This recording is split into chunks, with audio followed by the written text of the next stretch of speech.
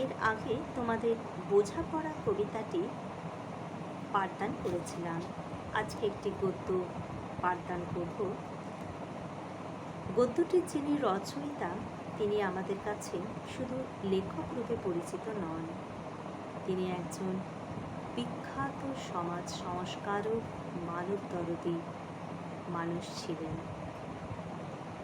দয়াসাগর, বিদ্যাসাগর উপাধিতে ভূষিত সেই মহান ব্যক্তি ঈশ্বরচন্দ্র বন্দ্যোপাধ্যায় হলেন এই গদ্যটির রচয়িতা। গদ্যটির নাম হল অদ্ভুত আতিথেয়তা। আতিথেয়তা আমাদের মানব জাতির কাছে ধর্মরূপেই বিবেচিত হয়, অর্থাৎ আমাদের ঘরে কেউ অতিথি এলে তার আপ্যায়ন করাটা আমাদের কর্তব্য এবং ধর্মরূপেই বিবেচিত হয়, এবং সেই কর্তব্য পালনে কিন্তু আমরা সচেষ্ট থাকি। কিন্তু এই কর্তব্য বা এই ধর্ম পালনে যে জাতি সবার ঊর্ধ্বে অবস্থান করছে, অর্থাৎ আরব জাতি, সেই জাতির কথাই লেখক এখানে তুলে ধরেছেন। একটি ঘটনার মধ্য দিয়ে তাদের সেই পরম আতিথেয়তার কথা তুলে ধরেছেন। আরব জাতির ঘরে যদি কোনো আশ্রয় প্রার্থী উপস্থিত হয়, তাহলে আরবরা কখনোই তাকে নিরাশ করে না। প্রার্থিত আশ্রয়, খাদ্য সব কিছুই তাকে সাধ্যমতো দিয়ে থাকে।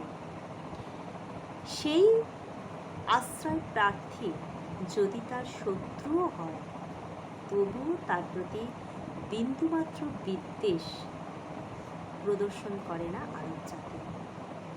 অর্থাৎ আরবেরা এতখানি আতিথেয়তার ব্যাপারে মহানুভব।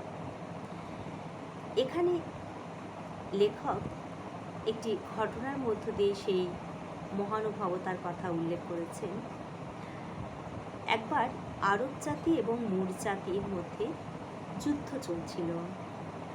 তো একদিন যুদ্ধ শেষে একজন মুর সেনাপতি বেশ কিছুটা পথ শত্রু দ্বারা তাড়িত হয়ে একসময় ক্লান্ত অবসন্ন হয়ে দিকভ্রষ্ট হয়ে শত্রুর শিবিরে এসে উপস্থিত হয় আশ্রয়ের জন্য। যে শিবিরের দ্বারে এসে উপস্থিত হন সেই শিবিরটি ছিল আরব সেনাপতি। আরব সেনাপতি এক মুর সেনাপতিকে তার দ্বারে আশ্রয় প্রার্থনা করতে দেখে তাকে সাদরে আশ্রয় দেন, এবং তিনি যেহেতু ক্ষুধার্ত, তৃষ্ণার্ত, ক্লান্ত ছিলেন, তাই তার ক্ষুধা তৃষ্ণা নিবারণের যথাযথ ব্যবস্থা করেছিলেন এবং বিশ্রামের ব্যবস্থাও করেন। ক্ষুধা তৃষ্ণা নিবারণের পর বেশ কিছুটা বিশ্রাম নিয়েই মুর সেনাপতি পূর্বের ক্লান্তি কিছুটা মুক্ত হতে পেরেছিলেন। এরপরে আরব সেনাপতি এবং মুর সেনাপতি দুইজন বন্ধুরূপে কথাবার্তা বলতে শুরু করেন এক জায়গায় বসে। কথাবার্তা বলাকালে একসময় হঠাৎ করে আরব সেনাপতি মুখ বিবর্ণ হয়ে যায় এবং আরব সেনাপতি সেই স্থান ত্যাগ করেন। তিনি বলে পাঠান যে তিনি অসুস্থ বোধ করছেন, তাই তিনি আর মুর সেনাপতির সঙ্গে দেখা করতে পারছেন না। মুর সেনাপতির জন্য নির্দেশ থাকে, তার বিশ্রামের ব্যবস্থা আছে, রাত্রির শয্যা প্রস্তুত, খাবারও প্রস্তুত, খাবার গ্রহণ করে শয্যা যেন তিনি নেন, এবং পরদিন প্রাতে তার সঙ্গে আবার দেখা হবে। মুর সেনাপতি কিছুটা সন্দিগ্ধ হয়েছিলেন আরব সেনাপতির এই আচরণে, কিন্তু এতখানি ক্লান্ত অবসন্ন ছিলেন যে এই নিয়ে বেশি ভাববার মতো অবস্থা তার ছিল না। পরদিন প্রভাতে তাকে ঘুম থেকে উঠিয়ে দেওয়া হয়। এরপরে তিনি হাত মুখ ধুয়ে খাবার গ্রহণ করে শিবিরের দ্বারে এসে দেখলেন যে সেখানে একটি ঘোড়া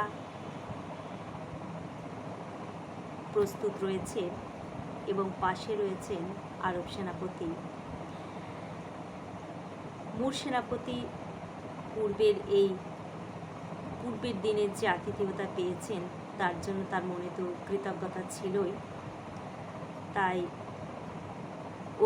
অভিবাদনও জানিয়েছেন আরব সেনাপতিকে, সম্ভাষণ করেছেন এবং বিদায় গ্রহণ করতে যখন চলেছেন তখনই আরব সেনাপতি পূর্বের রাত্রের কথা তিনি বলেছেন যে পূর্বের দিন রাত্রে যখন তারা দুজনে বন্ধুর মতো কথাবার্তা বলছেন তখনই আরব সেনাপতি জানতে পারেন যে এই মূর সেনাপতি তার পিতার হত্যাকারী। সেই সময় তার কাছে দুটি কর্তব্যই প্রাধান্য পেয়েছিল, অতিথি আপ্যায়ন এবং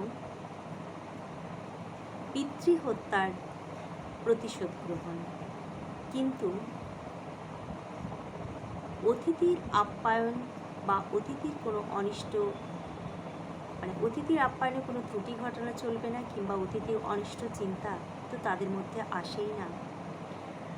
সুতরাং অতিথির আপ্যায়নের যাতে ত্রুটি না হয় তার ব্যবস্থা করেছিলেন, কিন্তু তার পক্ষে বেশিক্ষণ আর সেখানে থাকাও সম্ভব ছিল না, কারণ নিজের পিতার হত্যাকারীকে তার সামনে দেখে নিজেকে সংযত রাখাটা কঠিন হবে ভেবেই সেই স্থান ত্যাগ করেছিলেন। অতিথির বিদায়কালেও কিন্তু অতিথির যাতে অনিষ্ট না হয় সেদিকে তার দৃষ্টি ছিল, তাই অতিথির অশ্বখানি ঘোড়াখানি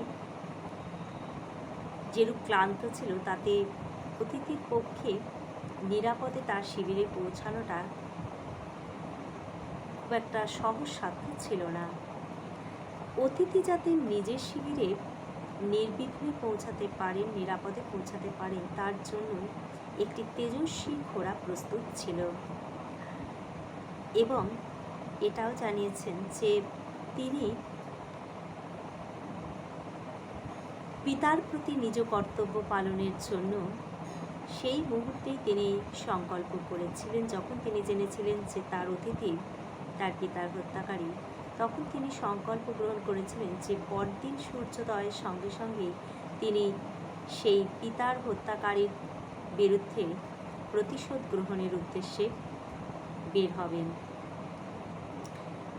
সূর্যোদয় আর বিলম্ব নেই, সুতরাং দ্রুত যেন অতিথি তার এই শিবির ত্যাগ করে নিজ শিবিরের উদ্দেশ্যে রওনা দেন এবং সূর্যোদয় হলেই তিনি নিজ প্রতিজ্ঞা পালনেও কিন্তু বের হবেন। তো এই যে একটা আতিথেয়তার দৃষ্টান্ত, যে দৃষ্টান্তটা বিরল,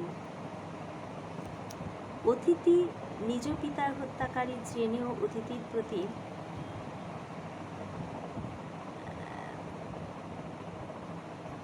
কোনো রকম বিদ্বেষ প্রদর্শন না করা, তার অনিষ্ট চিন্তা না করা, অতিথির ভালোটাই চিন্তা করা, এটা খুব একটা সহজসাধ্য ব্যাপার নয়। কিন্তু আরব জাতিরা এতখানি মহানুভব ছিলেন আতিথেয়তার ব্যাপারে যে তাদের পক্ষে এটা সম্ভব ছিল। আচ্ছা, সমগ্র গদ্যটা কিন্তু সাধু ভাষায় রচিত। ঈশ্বরচন্দ্র বিদ্যাসাগরের আরেকটি পরিচয় ছিল, তিনি বাংলা গদ্যের জনক রূপে পরিচিত। তিনি প্রথম বাংলা গদ্যে এই যে আমরা পূর্ণচ্ছেদ, কমা এগুলো দেখি, এগুলো তিনি প্রচলন করেছিলেন। সুতরাং বাংলা গদ্যকে তিনি প্রকৃতপক্ষে পূর্ণতা দান করেছিলেন বলা যায়। সাধু ভাষায় লেখা বলে গদ্যটি একটি তোমাদের পড়তে গিয়ে একটু দুর্বোধ্য মনে হবে, বেশিরভাগ শব্দের অর্থ তোমাদের অজানা। সুতরাং আমি এই গদ্যটি পুরোটাই তোমাদের পাঠ করে বুঝিয়ে দেওয়ার চেষ্টা করছি।